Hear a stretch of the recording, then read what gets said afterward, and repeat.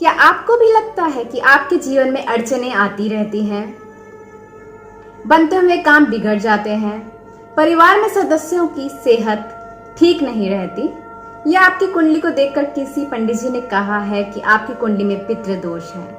यदि इनमें से किसी भी समस्या के कारण आप ग्रसित हैं तो यह वीडियो आप ही के लिए है। नमस्कार, मेरा नाम सुमति है और मैं एक स्पिरिचुअल प्रैक्टिशनर हूँ। आप सभी को ज्ञात है कि सितंबर से श्राद्ध पक्ष आरंभ हो रहा है और मेरी इस वीडियो के माध्यम से मैं आपको यही बताने की चेष्टा करूंगी कि किस प्रकार इन 16 दिनों का सदुपयोग कर आप अपने पितरों को प्रसन्न कर, उन्हें तृप्त कर, उनका आशीर्वाद प्राप्त कर सकते हैं, साथ ही अपने जीवन में खुशहाली ला सकते हैं। अब सबसे पहले श्राद्ध क्या है? हमारे वेदों में 5 प्रकार के यज्ञों का व्याख्यान किया गया है। उन्हीं में से एक यज्ञ है पितृ यज्ञ, जिसे हम श्राद्ध कहते हैं। श्राद्ध यानी श्रद्धा भाव से पितरों के निमित्त किया गया पिंडदान, भोजन दान, तर्पण इत्यादि। हिंदू धर्म में मान्यता है कि इन 16 दिनों में हमारे पितृ, हमारे पूर्वज जो मृत्युलोक या प्रेत योनि में हैं, वह धरती पर विचरण करते हैं, हमारे द्वारा किया गया दान इत्यादि ग्रहण करते हैं, तृप्त हो हमें अपना आशीर्वाद प्रदान करते हैं। इस संदर्भ में एक कथा प्रचलित है। कर्ण जब मृत्यु को प्राप्त हुए, मृत्युलोक में उनके भोजन में सिर्फ स्वर्ण, चांदी, आभूषण, हीरे मोती आदि ही परोसे गए। पूछने पर पता चला कि उन्होंने अपने जीवन पर्यंत कभी पितरों के निमित्त कुछ भोजन इत्यादि का दान ही नहीं किया था। अपनी इस भूल को सुधारने हेतु वह 16 दिन के लिए धरती पर पुनः आए, तर्पण इत्यादि कर मृत्युलोक को गए। तभी से श्राद्ध किए जाने का प्रचलन है। अब श्राद्ध किस तिथि को किए जा सकते हैं? जिस व्यक्ति की जिस तिथि को मृत्यु हुई हो, उसी तिथि में उनका श्राद्ध किया जाता है। जैसे पूर्णिमा के दिन यदि किसी की मृत्यु हुई है तो उनका श्राद्ध हम पूर्णिमा को करते हैं। पूर्णिमा के अगले दिन प्रतिपदा यानी पहली तिथि, उसके बाद द्वितीया, ऐसे ही आखिरी दिन अमावस्या। यदि किसी की मृत्यु अमावस्या के अगले दिन हुई हो तो फिर से गणना की जाती है प्रतिपदा से। इस प्रकार किसी की भी मृत्यु की तिथि ज्ञात होने से हम उनके श्राद्ध की तिथि निकाल सकते हैं और उनके लिए तर्पण आदि कर सकते हैं। परंतु यदि किसी कारणवश आपको उनकी तिथि ज्ञात नहीं है, आपको नहीं मालूम कि उनकी मृत्यु किस तिथि को हुई थी, तब हम दूसरे नियम का उपयोग करते हैं। जैसे प्रतिपदा के दिन नाना नानी के पक्ष में यदि कोई श्राद्ध करने वाला ना हो तो उनका श्राद्ध हम कर सकते हैं। नवमी के दिन माता का या किसी भी सौभाग्यवती स्त्री का जिनकी मृत्यु अपने पति से पहले हुई हो, उनका श्राद्ध किया जा सकता है।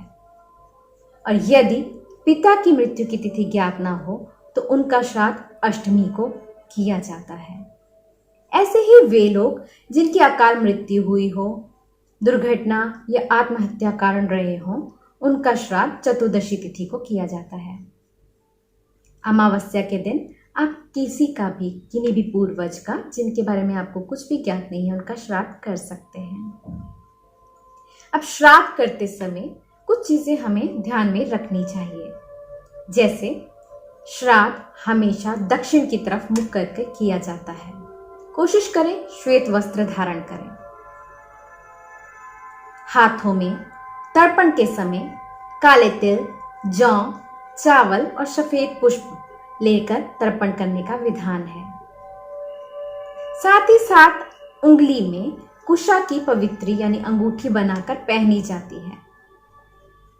कुशा जिसके बिना कोई भी पूजा सफल नहीं मानी गई। इसे पवित्री इसलिए कहा गया क्योंकि एक कथा अनुसार जब गरुड़ अमृत का कलश उठाकर ला रहे थे तो उन्होंने कुछ देर के लिए उस अमृत के कलश को कुशा के ऊपर रख दिया। तब से इसकी गणना पवित्री में हुई। साथ ही कहा जाता है कि इसके अग्रभाग में ब्रह्मा, मध्य में विष्णु और अंतिम भाग में, मूल भाग में महेश यानी महादेव वास करते हैं। इसलिए पवित्री धारण कर तर्पण करते समय हम साक्षी मानते हैं कि ब्रह्मा, विष्णु, महेश को सम्मुख रख हम पितरों के निमित्त दान करते हैं, जिन्हें वह स्वीकार करें और तृप्त हो हमें अपना आशीर्वाद प्रदान करें। तर्पण के पश्चात भोजन कराने का विधान है। भोजन करते समय पंडित जी भोजन के 5 अलग अलग भाग करते हैं। ये 5 भाग पंचबलि के नाम से प्रचलित हैं। पंचबलि में पहली बलि है गौ बलि, यानी गौ के रेत ग्रास निकालना। गौ को हिंदू धर्म में पूजनीय माना गया है। 33 कोटि देवता उसमें वास करते हैं। कहा गया है कि वैतरणी, जिसकी चर्चा गरुड़ पुराण में की गई है, वैतरणी नदी जो रक्त और मवाद से हिंसक पशुओं से भरी हुई है, मृत्यु के पश्चात हर आत्मा को उस नदी को पार करना होता है और उस नदी को पार वही कर सकता है जिसने पुण्य कर्म अर्जित किए हों, अन्यथा उस नदी से होकर गुजरना पड़ता है, कष्ट भोगने पड़ते हैं।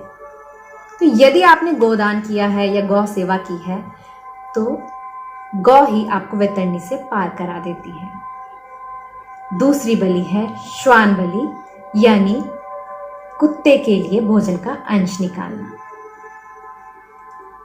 श्वान, जिसे यमराज का प्रतीक माना गया है या दूत माना गया है, उनके लिए भोजन का अंश निकालते समय बोला जाता है कि यमराज के आगे चलते हुए श्वान शाम और सबक इस भोजन को ग्रहण करें।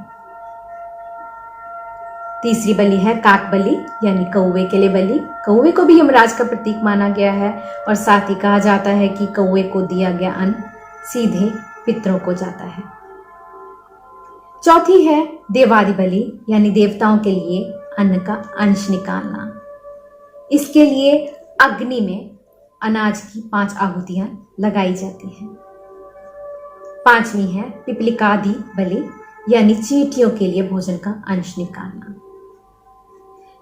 तो इस तरह यदि आप इन 16 दिनों में गौ, कुत्ते, कौवे, देवता यानी अग्नि और चींटियों के लिए भोजन निकालते हैं और साथ ही साथ आप दरवाजे के बाहर दक्षिणामुखी दीपक प्रज्वलित करते हैं, तो आप पर आपके पितरों की कृपा अवश्य होगी।